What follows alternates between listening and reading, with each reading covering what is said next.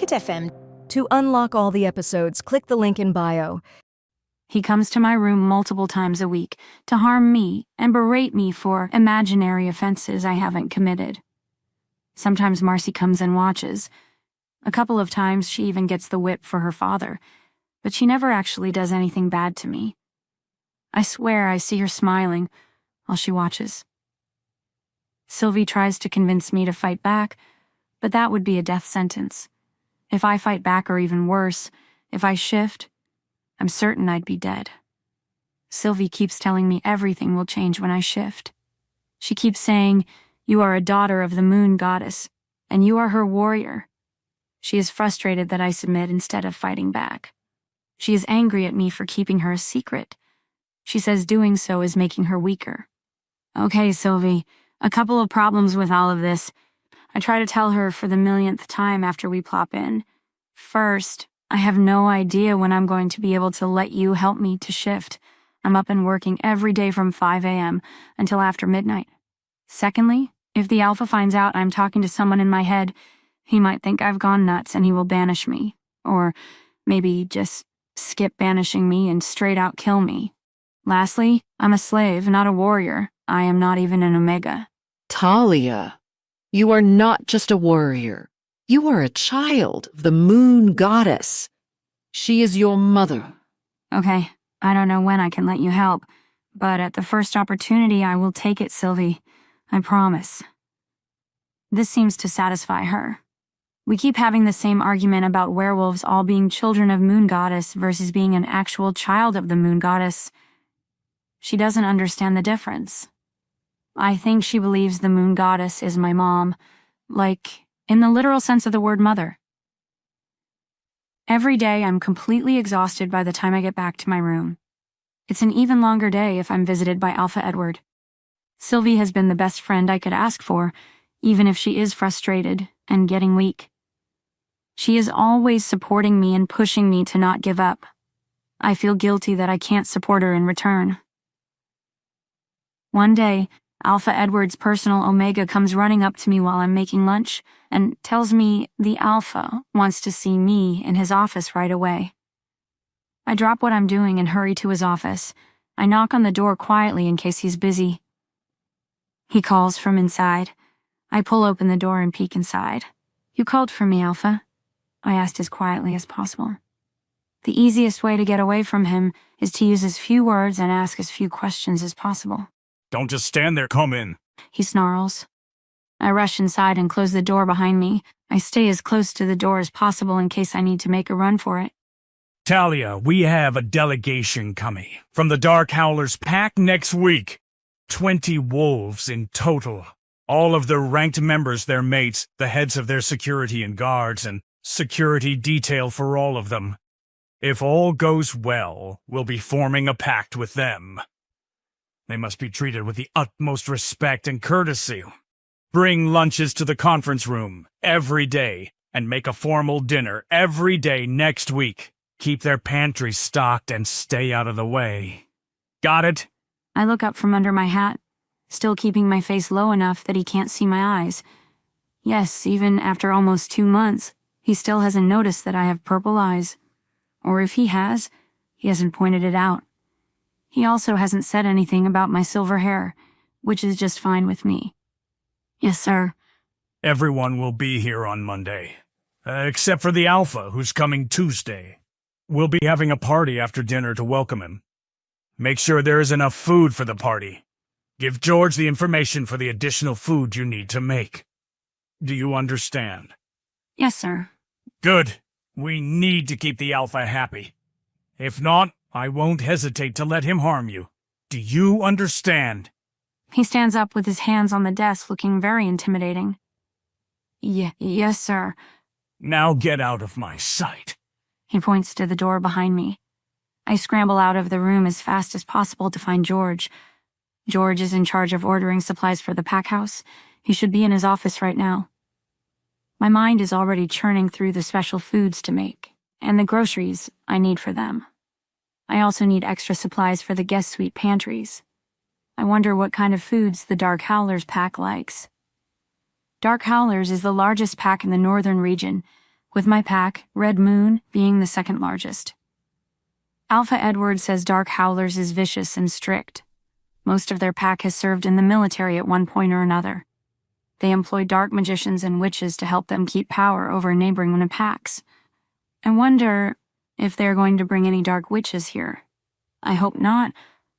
I also hear their Alpha expels pack members who fail training tests because he doesn't want weak wolves in his pack, a guy I don't want to cross paths with. I get to George's office and knock on the door. I can hear noises coming from inside, but he doesn't answer.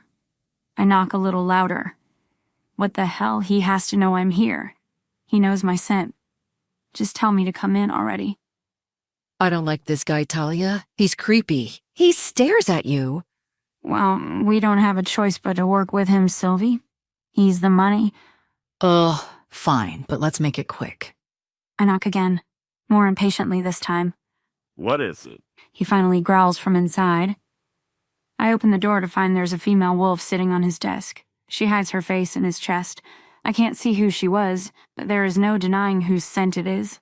George is not wearing any pants and he is sweating. Get the hell out, Talia. I'm busy here. I stand there wide-eyed, jaw slack for a moment. I can't be seeing this.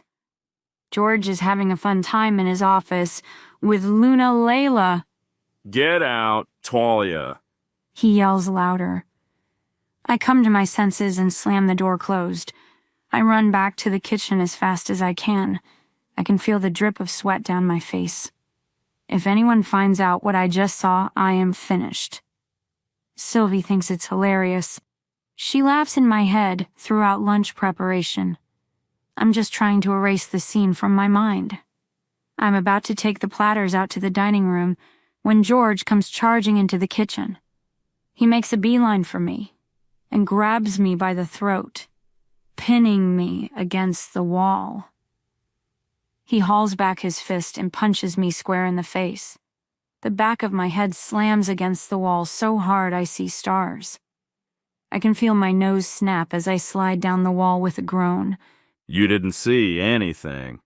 I can feel his claws extending into my neck, drawing blood. You understand, you little monster? I'm paralyzed with fear. I can't answer. I can't even nod. Suddenly, I feel like I'm falling backwards in my mind. I blink quickly a few times. It feels like I'm looking out of someone else's eyes. Let her go.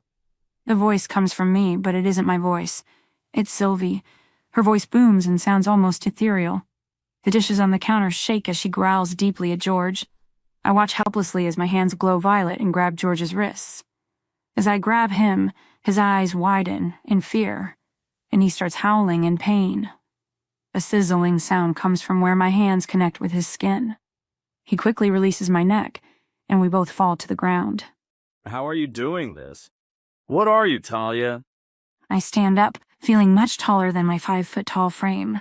Sylvie's voice booms from me. I am a warrior child of the moon goddess, and if you tell anyone what has happened here today, I will make you suffer. George scoots back on his backside away from me, wide-eyed, then clambers up and runs away as fast as he can. Suddenly, I come back into my normal state of mind, and I fall back to the ground, exhausted. My hands are no longer glowing, but they feel like they are on and full of static electricity. Sylvie, what was that? I couldn't help it. He was threatening you. Okay, but what was with the glowy purple burnt hands thing? That's not normal. Talia, we've been through this. You are a child of the moon goddess. You are special. There is more too, you will see, after we shift for the first time. Until then, I'm not strong enough to show you. Besides, it isn't like I hurt him badly. His wolf will heal him before he is back in his office. I do. Wait, you mean the moon goddess is my actual mom? Like she gave birth to me specifically? Not just like mother of all werewolves because she created us a gazillion years ago? That's what I've been saying since I came. It's not my fault. You didn't believe me. I picked up a towel to wipe the stain from my nose. Sylvia's already healing me from the break, but my face is going to be bruised for a couple of days. I pull my hat down low so no one can see the bruises, then pick up the first 2 platters and rush out to the dining room. Okay. Well, if you're able to do that to George, how come you can't do it to Alpha Edward or Marcy? Well, I think it happened one time before, but I wasn't fully in control then. I can't do it now because he's your alpha. I can't go against what he says. I can't attack your alpha or his daughter. I concede. I don't want to argue with her. I'm just trying to figure out the rules. I'm in uncharted territory here. I mean, it's cool territory, but I don't know what our limits are. Once all the platters are out, I make a list of all the extra supplies I need and put it in the box hanging outside George's office. That way, I don't have to face him again. I clean up the dining room after lunch and still have about 45 minutes until I have to start dinner. I decide to go to the stock room and put supplies on the pantry cart for later. As I work, I hear someone clear their throat behind me. I look up to find Marcy standing uncomfortably close to me. Can I help you with something, Marcy? I try to swallow the panic that instantly builds in my throat. Talia, I just wanted to say, when I'm in control of the pack, you won't be treated the way you are now. Marcy, please stop. I put my hands up and push lightly against her to get her to move, but she's stronger than me and doesn't budge. I look up at her to see an evil grin distorting her face. I see the way my dad treats you, Talia. You never complain. You just take it. She moves closer, breathing deeply until she's fully pressing herself against me. I bet you like it when he does it, don't you? What? There is no way I heard her right, did I? Marcy, I do not enjoy what your father does to me, and you're no better standing there watching him, instead of stopping him. I can feel tears stinging the corners of my eyes as she slips an arm around my waist. I cannot believe this is happening right now. Don't lie to me, Talia. I do like men, but I can't deny your scent does something to me no man ever can. The way you beg before my father turns me on. It makes me crazy to think about what I'll do to you if I find you alone. I can't wait to get my hands on you. I want to hear you moan with pleasure when I'm with you. I want you on your knees so I can whip you instead of him. I want you to be my toy, Talia, not his. We'll turn the dungeon into a playroom just for us, instead of just your bedroom. She's nuzzling against my neck right below my ear, making me cringe, but I don't have anywhere to be able to move to get away from her. I can feel her fingers pressing against me, trying to make their way between my legs. Are you insane? I push hard against her, but she's too strong. She doesn't budge. Get off of me, you sicko! This whole time she's been turned on by watching her dad torture me. What is wrong with this family? The look on her face contorts, from happy evil to disgusted. Without warning, she takes a step back. She elbows me in the back, dropping me onto the table. Then she bends over behind me and whispers in my ears, I know you want me, Talia. Don't worry. You'll be mine as soon as I convince my father to let me have you. I want to make him proud when I make you squeal in pain, but I don't think I can wait. Her voice is rough and ragged with excitement, and her hands are all over me and groping me. All I can do is sob.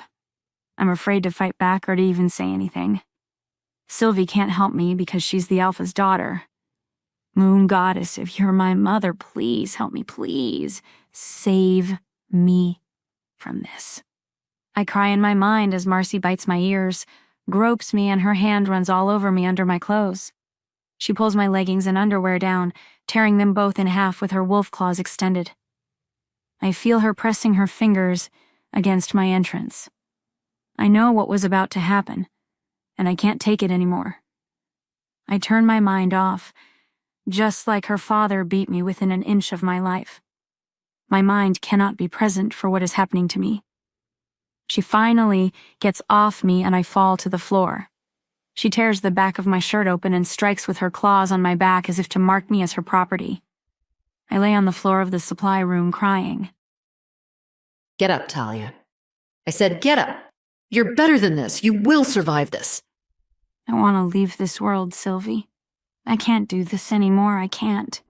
You can, and you will. You will find your mate soon enough and things will change, I promise. How can you be so sure? Glowy, burning hands are not your only gift.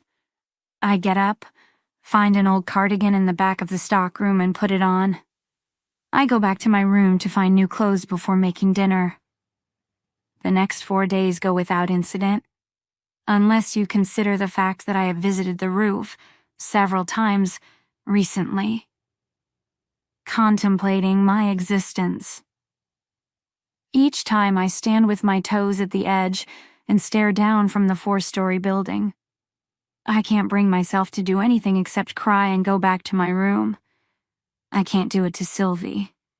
I can't take her life because I want to take mine. Sunday after dinner service, I see Luna Layla in the hallway while I'm refilling pantries. She quickly approaches me and grabs me by the arm. She extends her claws into my bicep, drawing blood.